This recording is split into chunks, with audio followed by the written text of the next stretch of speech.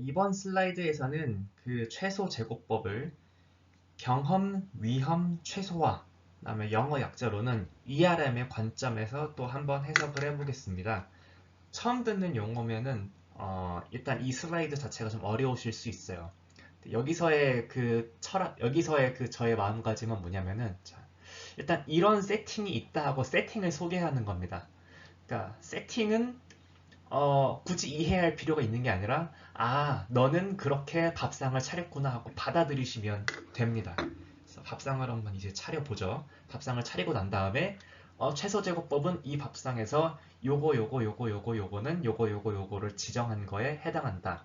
그러니까 ERM의 어떤 특수한 경우가 최소제곱법이 된다. 이렇게 마무리를 지을 겁니다. 자, 좀 세팅이 많습니다. 하나하나 그냥 그렇구나, 이런 게 있구나 하고 용어를 그냥 받아들이시면 됩니다.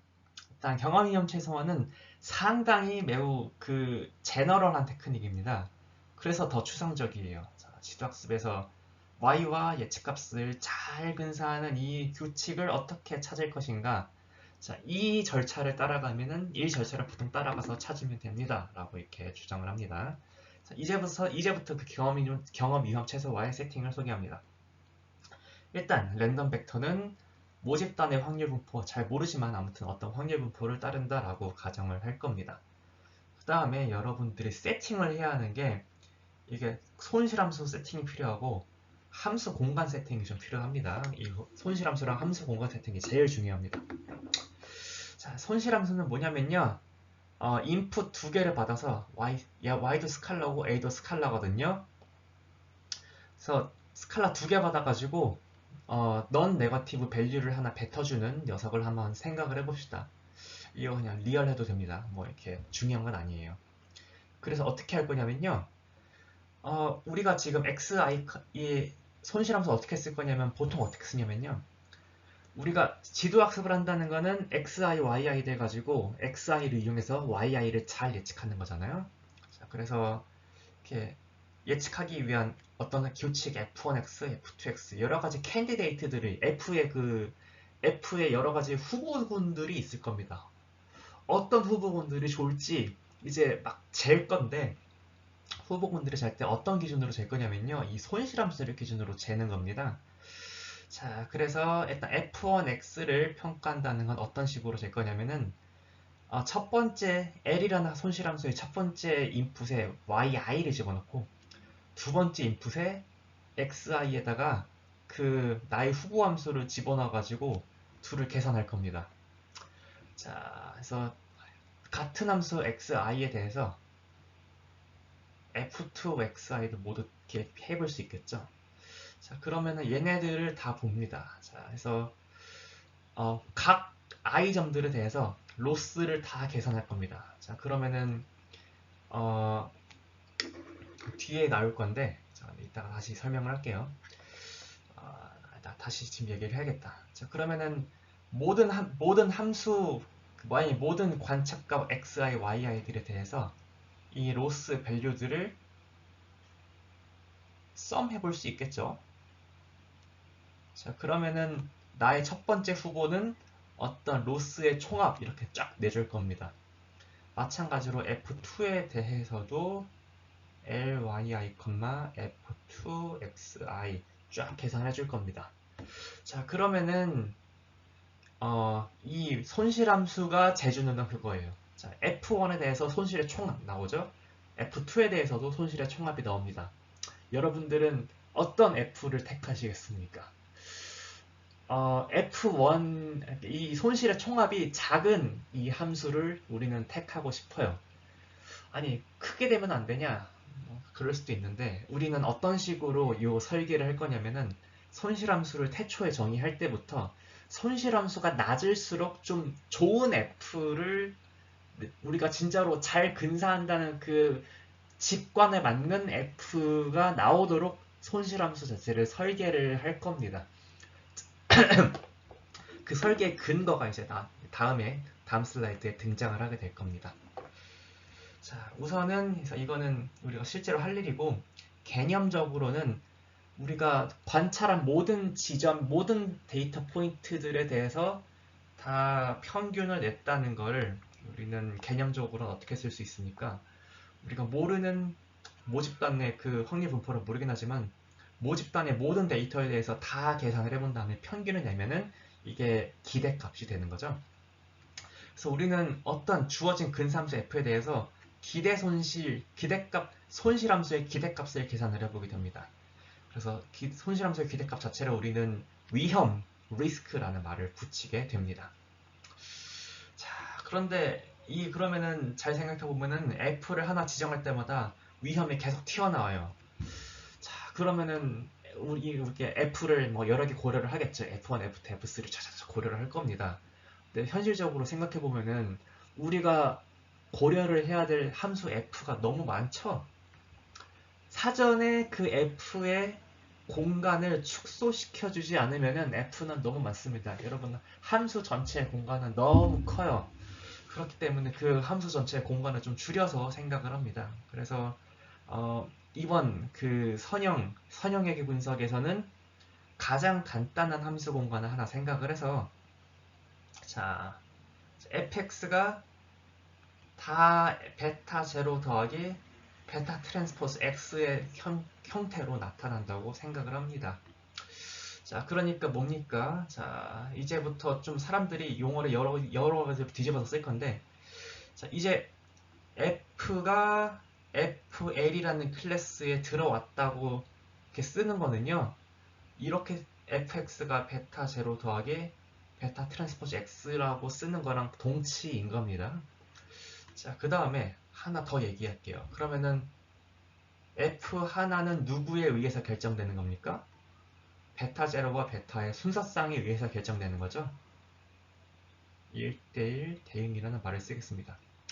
자, 그래서 다음 슬라이드에서 이제 f라는 말 대신에 f 하나를 지칭하기 위해서 베타 제로와 베타의 순서쌍을 이용해서 이 fl이라는 클래스의 원소 하나하나 f를 지칭할 겁니다.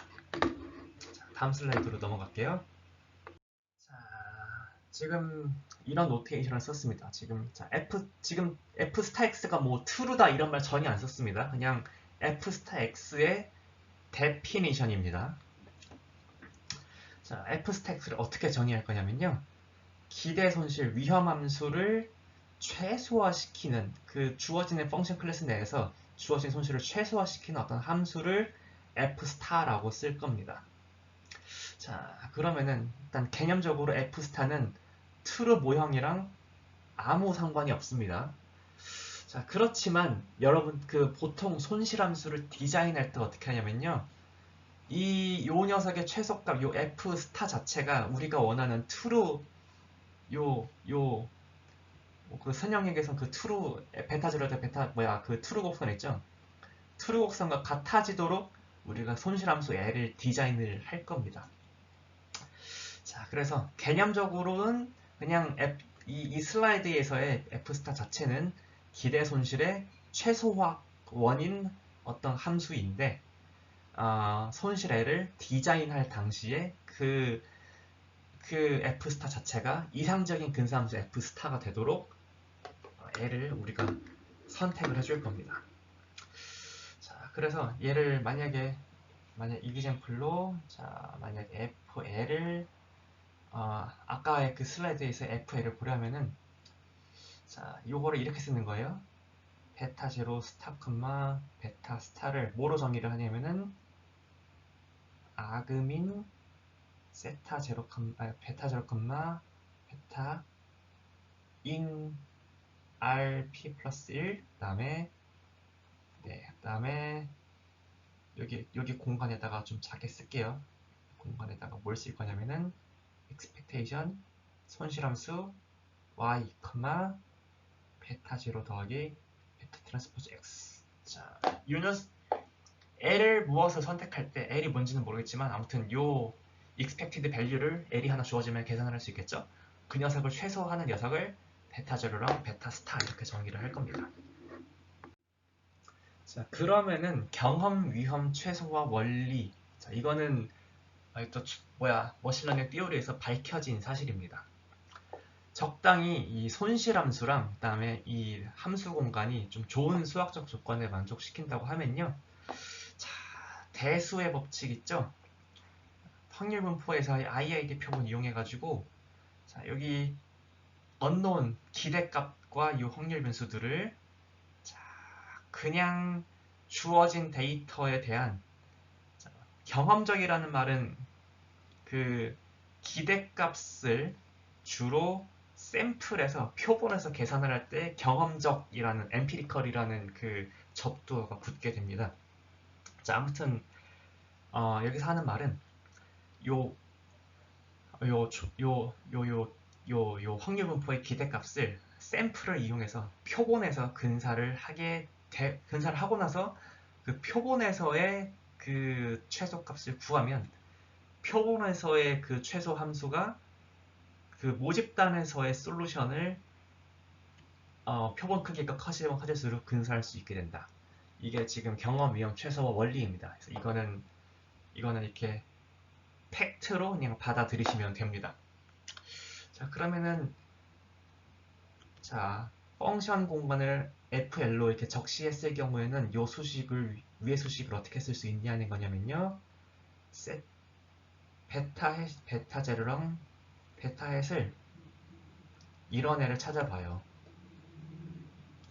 베타 제로랑 베타 전체에서 시그마 IM n까지 갈 때 그 로스 함수가 뭔지 모르겠지만 자 yi랑 그 다음에 베타 제로에다가 베타 트랜스포즈 xi 모두 계산해가지고 자 그러면은 베타 제로랑 베타는 찾아야겠죠? 아무튼 베타 제로랑 베타의 조합 중에서 요 손실함수를 가장 낮추는 녀석을 베타 제로랑 베타 제로 햇이랑 베타 햇이라고 해요. 그러면은 요 베타 제로 햇이랑 베타 햇은 어디로 수렴을 한다는 거예요? 지금 요 녀석이 어디로 수렴을 하냐면은 우리가 처음에 적시했던 요 파퓰레이션 모집단 버전에서의 미니마이저 베타 제로 햇이랑 베타 제로 스타랑 베타 스타로 수렴을 하게 됩니다. 자, 이게 일반적인 경험 위험 최소화 원리입니다. 그래서 경험 위험 최소화 원리를 받아들이기 위해서는 다시 한번 자, 먼저 손실함수를 적시하십시오. 그 다음에 f가 사는 함수 공간을 적시하십시오. 자, 그러면은 그 모집단에서의 기대 손실을 최소화시키는 어떤 함수는 자, 샘플링을 해가지고 샘플상에서 경험적 위험을 최소화시키는 f 햇을 찾음으로써 f 스타를 근사시키실 수 있습니다. 다만 여기서의 f 스타 다시 강조하는데 여기서의 f 스타라는 것은 뭐 진짜 이상적인 f 스타가 아닙니다. 그냥 L을 뭐로 지정하냐에 따라서 f 스타는 계속 바뀌어요. 근데 어떻게 하는 거라고요? 여기 f 스타가 진짜로 우리가 좋아하는 이상적인 f 스타가 될 수 있도록 로스 함수를 잘 선택을 해주는 겁니다. 자, 그럼 다음 슬라이드 넘어갈게요. 자, 이 프레임워크에서 선형외교에서의 최소 제곱법을 자, ERM 관점에서 해석을 하겠습니다. ERM 관점에서 해석을 한다는 건 무슨 뜻입니까? 그 최소 제곱법이 ERM에서 뭐 함수 공간은 뭐고 로스를 뭐로 선택한 게 된다. 이런 식으로 해석을 하는 겁니다. 자, 근데 구체적인 맥락이니까 이상적인 근사함수가 있습니다. 우리는 조건부 기대값을 보통 이상적으로 설정을 하고 있죠. 그 다음에 그 녀석이 좋은 게 있습니다. 수학적인 성질을 뭐 하나를 만족을 시켜요. 뭐죠? 조건부 기대값이 그러니까 어떤 인풋이 스몰 x로 구체적으로 주어졌을 때의 그 조건부 기대값이라는 녀석은 무엇의 미니마이즈였어요?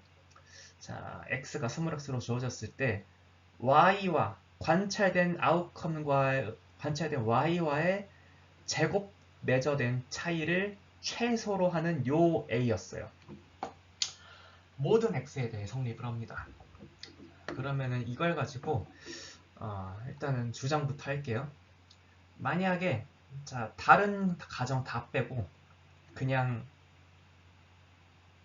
조건부 기대값이 베타 제로 스타랑 베타 스타를 이용한 어떤 선형함수임을 가정을 하면은 여러분들은 요 베타 제로 스타랑 베타 스타가 요것임을 보이실 수 있습니다. 어디서 많이 본 것 같죠?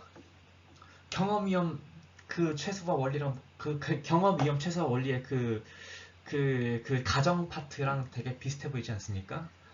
어떻게 적시했을 때 비슷합니까? 일단은 함수의 공간을 선형함수의 공간으로 쫙 선형함수 공간으로 이렇게 최소라는 말이 좀 헷갈리는 것 같다. 선형함수 공간으로 일단 리스트릭션을 제한을 시켰고요. 그다음에 손실함수를 지금 뭘 쓰게 되는 겁니까? y랑 a의 제곱 차이를 지금 손실함수로 쓰게 되는 거죠. 그래가지고 y 자리에 라지 y 집어넣고 a 자리에 베타 제로 더하기 베타 x 트랜스포스 베타 이렇게 집어넣는 겁니다. 그랬더니 우리의 그 관념적인 베타 제로 스타랑 베타 스타 요 마치 뭐처럼 보이는 겁니까? 이 손실함수랑 펑션 클래스를 선택하고 나서 이 펑션 클래스와 로스 함수에 대한 미니멀제 베타 제로 스타랑 베타 스타가 실제로 어떤 좋은 성질을 갖는 겁니까? 우리의 이상인 지워버렸다. 조건부 괴대값이 지금 되고 있습니다. 자, 넘어갈게요. 자, 그렇다면 제가 복사해왔어요. 요것을 잘 보고 있다면은, 자, 아까 슬라이드 기억나세요? 경험 이혼 최소화 원리에 의하면은, 요 unknown distribution P에서 IID 샘플을 이렇게 쫙 뽑아오면, 요 기대값을, 모집단 버전에서의 기대값을 경험적인 평균으로 쫙 이렇게 근사를 시킵니다. 자, 그럼 아까 슬라이드에선 이 설명까지는 아는 것 같은데, 대수의 법칙 기억나시죠? 자, 그 모평균을 표본평균으로 근사시킬 수 있는 그거. 자, 지금 요거 자체, 요 expectation 안에 있는 것 자체를 하나의 확률 변수로 볼 수 있거든요. 그러면은 이 확률 변수 자체가 IID 샘플에서 평균으로 요 모평균의 표본평균으로 쫙 근사되는 모양새니까 샘플 사이즈를 키우면 키울수록 요 표본평균이 모평균으로 쫙 수렴을 하게 됩니다. 그래서 여기서부터 오타 났다. 그래서 요 오른쪽에 expectation 자체가 경험적인 위험으로 근사가 되니까 이 경험적 위험의 근사 값인 경험적 위험에서 최소화를 시킨 베타 제로 스타랑 베타 햇은 n을 키우면 키울수록 베타 제로 스타랑 베타 스타로 수렴을 하게 됩니다. 그래서 일단 근간에는 경험 위험 최소화 원리의 근간에는 이렇게 대수의 법칙이 있어요. 물론 조금 더 수학적으로 복잡하긴 합니다. 하지만 우리는 학부 수준에서는 철학적인 그 느낌만 가지고 가면 됩니다. 자, 그 다음에 이거 하나는 추가적으로 써줬습니다. 그냥 경험위험 최소 원리에서의 베타 제로 스타랑 베타 스타는 우리의 그 이상적인 거랑은 상관이 없을 수도 있어요. 그렇지만 현재 우리의 세팅은 어땠습니까? 이 베타 제로 스타랑 베타 스타가 그 조건부 기대값이랑 같아지도록 세팅을 해놨어요. 그래서 이 베타 제로 햇이랑 베타 햇이 베타 제로 스타랑 베타 스타로 가까워지는데 그 녀석이 사실은 우리가 진짜로 근사하고 싶어하는 그 조건부 기대값이었거든요. 그래서 결론적으로 말하자면은 우리의 그 추정된 함수 f 햇은 조건부 기대값 함수로 수렴을 하게 됩니다. 자, 들어보셨는데 어떤가요? 좀 듣기에 편하신가요? 여기서는 그냥 일단 경험위험 최소 원리 자체는 그렇구나 하고 받아들이시면 됩니다. 그래서 이거를 이해하려고 한다기보다는 머신러닝 커뮤니티 사람들은 이런 식으로 생각하는구나 하고 생각을 하셨으면 좋겠어요. 역사적인 맥락을 좀 설명드리자면은 이제부터 배우실 지도학습 방법론들이 되게 여러 사람들이 하나하나를 제안한 것이기 때문에 되게 여러 모티베이션에서 출발을 해요. 그런데 그거를 놓고 보니까 다 경험적 위험 최소화 관점에서 통일된 해석들이 좀 가능해지는 거예요. 그러니까 어떤 방법은 자료 사이의 그 거리를 그러니까 자료들 사이의 어떤 거리를 최소화시킨다던가 아니면은 KNN이라면 내 주변부의 점들을 이렇게 나의 함수로 나의 그 추정값으로 한다 이렇게 얘기를 하는데 다 ERM 관점에서 이렇게 다 통일되는 거예요. 어떤 방법은 함수 공간은 뭐를 택한 거고 이렇게 로스는 뭐를 택한 것이다. 이렇게 일괄적으로 통일된 그 사고 틀 안에서 해석을 할 수 있게 해줍니다. 통일된 사고 틀 안에서 해석을 할 수 있게 해주면 뭐가 좋은 겁니까?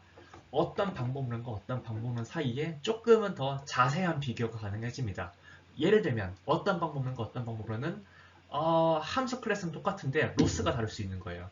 그렇다면 그 방법론 두 개의 방법론의 차이는 로스 함수의 성질에서부터 그 두 방법론의 차이가 나오는 거겠죠. 그러면은 옛날에는 두 개를 어떻게 비교해? 그냥 경험적으로 이것보다 이게 낫더라 이런 식으로 되게 납작하게 비교할 수 있는 거를 더 로스 함수 자체의 수학적 성질에 기반해가지고 더 깊은 뎁스 있는 비교를 할 수 있게 해줍니다. 자, 이게 첫 번째 그 ERM을 가르친 이유입니다. 다음에 ERM을 가르친 두 번째 이유입니다. 지금 Y가 연속행 회귀 문제에서는 손실함수는 사실 쉽게 찾을 수 있었습니다. 일단 첫 번째로는 조건부 기대값의 수학적 성질을 그냥 이용했다고 볼 수 있고요. 한편으로는 최대 우도 원리를 썼다고도 생각할 수 있습니다. 아까 분명 네거티브, 로그, 라이클리우드 그러니까 뭐 나왔죠? 뭔가 그 바로 그 최소 제곱 그 오차 제곱 손실함수 떴던 거 기억하십니까? 그래서 여러분들이 ERM을 고려한다고 할 때 사실 Y가 연속형이 아니거나 일반적인 상황에서 여러분들이 어떤 손실함수를 택할지 상당히 고민되는 경우가 많아집니다. 그럼 그럴 경우에 가장 먼저 뭐 이게 베스트라는 말은 아니지만 대체적으로 기본적으로 그냥 한 번쯤은 기본적으로 고려해볼 만한 손실함수가 뭐냐면 다시 한번 얘기하지만 마이너스 로그 라이클리우드 쓰면은 이 마이너스 로그 라이클리우드 여기에 지금 y랑 뭐 이렇게 자료 a 들어가 있죠. 이 녀석을 기본적인 손실함수로 사용해 보실 법합니다. 자, 그러니까 여러분들이 수리통계 때 배웠던 최대우드 원리가 여전히 뭐 전체적인 그 기계학습의 프레임워크 안에서도 상당히 유용하게 쓰입니다. 그러면은 이 중단원 ERM은 여기서 마치도록 하겠습니다.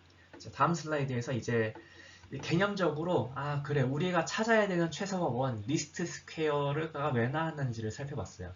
그런데 이제 다음 중단원에서는 진짜로 리스트 스퀘어 진짜로 어떻게 컴퓨터한테 계산시킬 건데 이거 한번 알아보겠습니다.